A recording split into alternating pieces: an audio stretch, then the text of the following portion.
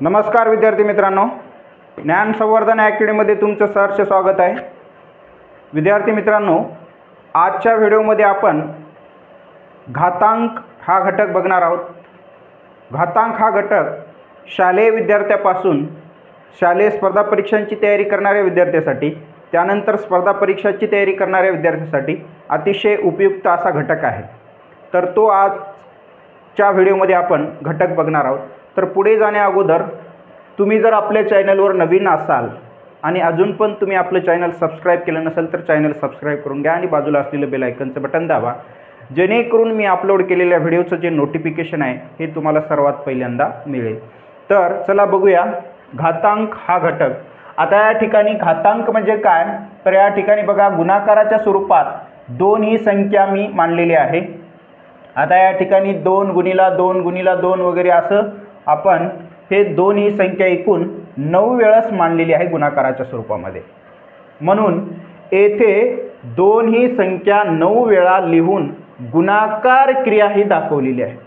2 मध्ये गुणाकार क्रिया आहे बघा, 2 गुणिला 2 गुणिला 2 गुणिला 2 अशी गुणाकार ही क्रिया आहे आणि गुणाकाराच्या क्रियेमध्ये 2 ला 9 वेळेस मांडलेला आहे।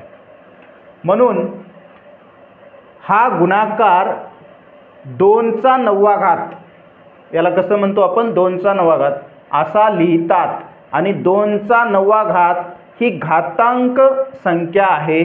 2 चा 9वा घातचे वाचन 2 चा घातांक 9, 2 चा घातांक 9 किंवा 2 चा 9वा घात असे करतात।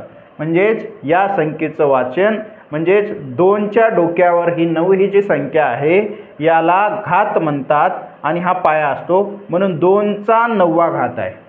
आता कोणतीही संख्या असू शकते, 2 ला जर 7 वेळेस गुणाकाराच्या स्वरूपात असेल तर 2 चा 7वा घात वेगवेगळे असे असू शकते।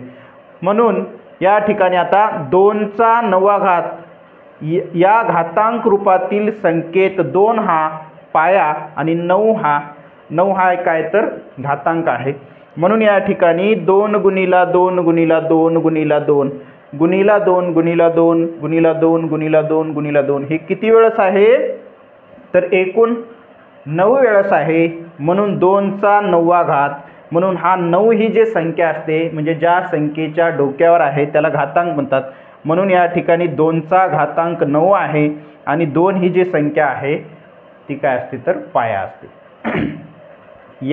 याच्यावरून आपल्याला त्याचं घातांक रूप, त्याच्यानंतर त्याचं गुणाकार रूप, पाया आणि घातांक बघायचं आहे आपल्याला।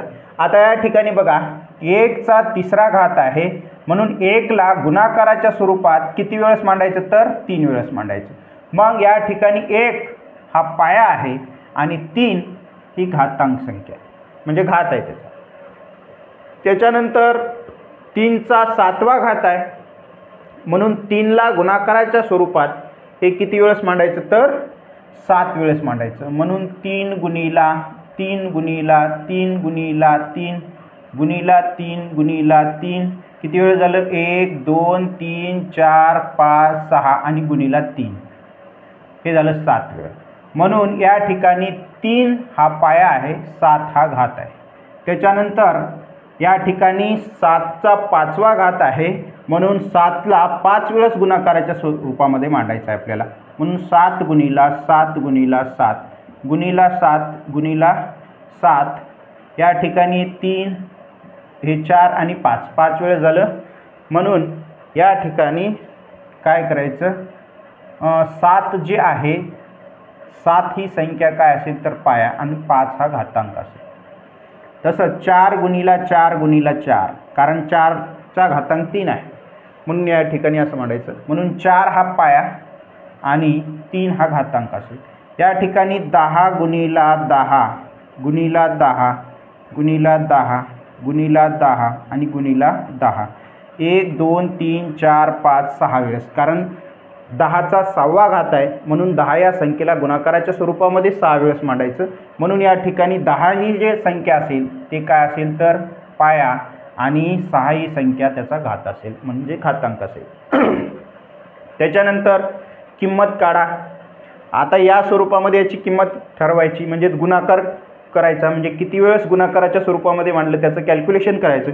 आता या ठिकाणी किंमत काढा, म्हणजे 3चा 6वा घात आहे म्हणून 3ला गुणाकाराच्या स्वरूपामध्ये 6 वेळेस म्हणजे 3ला गुणायचं आणि किती येते कॅल्क्युलेशन ते सांगायचं. आता बघा 3 गुणिला 3 गुणिला 3 गुणिला 3 गुणिला 3 गुणिला 3.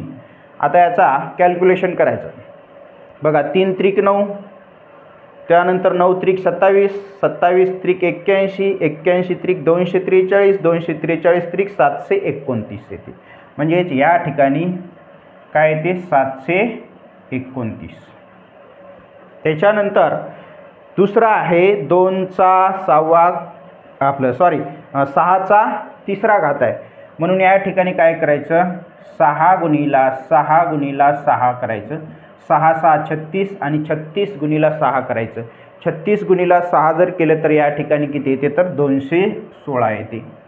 त्याच्यानंतर 2चा 6वा घात आहे म्हणून 2 गुणिला 2 गुणिला 2 गुणिला 2 गुणिला 2 गुणिला 2 म्हणजे 2ला 6 वेळा गुणाकाराच्या स्वरूपामध्ये मांडायचं आणि त्याचं कॅल्क्युलेशन करायचं, गुणाकार करायचं. 2 दोन्ही 4, 4 दोन्ही 8, 8 दोन्ही 16, 16 दोन्ही 32 आणि 32 दोन्ही किती 64. म्हणून या ठिकाणी 64 हे उत्तर येईल. त्याच्यानंतर आता 1चा 8वा घात आहे म्हणून या ठिकाणी 1 गुणिला 1 गुणिला 1 गुणिला 1 गुणिला 1 गुणिला 1 गुणिला 1 गुणिला 1. आता या ठिकाणी किती वेळेस गुणाकाराच्या स्वरूपात मांडलं 1ला तर 8 वेळेस मांडलं. म्हणून आता 1चा म्हणजे 1नी 1ला जर गुणत राहिलं तर गुणाकार 1च येते. म्हणून या ठिकाणी या सगळ्याचा गुणाकार जर केला तर म्हणजे 1 गुणिला 1 1 गुणिला 1 1च म्हणून या ठिकाणी काय येते 1. आता या ठिकाणी बघा 5चा 4था घात आहे म्हणून 5 गुणिला 5 गुणिला 5 गुणिला 5 करायचं. कारण 4था घात असल्यामुळं 5ला 4 वेळेस गुणाकाराच्या स्वरूपामध्ये मांडायचा आणि त्याचा गुणाकार करायचं, कॅल्क्युलेशन करायचं. 5 5 25 आणि 25 चोक म्हणजे 25 5 1,600 आणि 1,600 गुणिला 5 जर केले तर 625 येते गुणाकार. म्हणून या ठिकाणी यायचं 625. त्याच्यानंतर 10चा 5वा घात आहे म्हणून 10 गुणिला 10 गुणिला 10 गुणिला 10 गुणिला 10 असं जर केलं तर या ठिकाणी याचं कॅल्क्युलेशन करायचं. नंतर आता या ठिकाणी 10 गुणिला 10 100, 100 गुणिला 10 1000, 1000 गुणिला 10 10,000, 10,000 गुणिला 10 जर केलं तर 1 लाख येते. म्हणून या ठिकाणी काय करायचं 1 लाख हे मांडायचं. बघा एकक दशक शतक हजार 10,000 लक्ष म्हणजे 1 लाख ही संख्या येते. म्हणून या ठिकाणी अशा पद्धतीनं आपण घातांक म्हणजे काय थोडक्यामध्ये आणि घातांकाची थोडक्यामध्ये या व्हिडिओमध्ये आपण ओळख करून दिलेली आहे. आणि त्याच्यापुढे घातांकाचे नियम बघायचे आहेत आपल्याला, घातांकाचे विस्तारित नियम बघायचे आहेत, त्याचं म्हणजे त्याच्यावर आधारित उदाहरणं बघायचे आहेत. ते आपण काय करूया तर उद्याच्या व्हिडिओमध्ये बघूया. आणि आजच्या व्हिडिओमध्ये आपण इथपर्यंत बघितलं. हा व्हिडिओ तुम्हाला कसा वाटला हे मला कमेंट करून कळवा. व्हिडिओ आवडल्यास व्हिडिओला लाईक करा आणि तुम्ही जर आपल्या चॅनलवर नवीन असाल तर आपल्या चॅनलला सबस्क्राईब करा. याच्यानंतरचा जो म्हणजे घातांकाचे नियम आहेत ते उद्याच्या व्हिडिओमध्ये बघूया. धन्यवाद.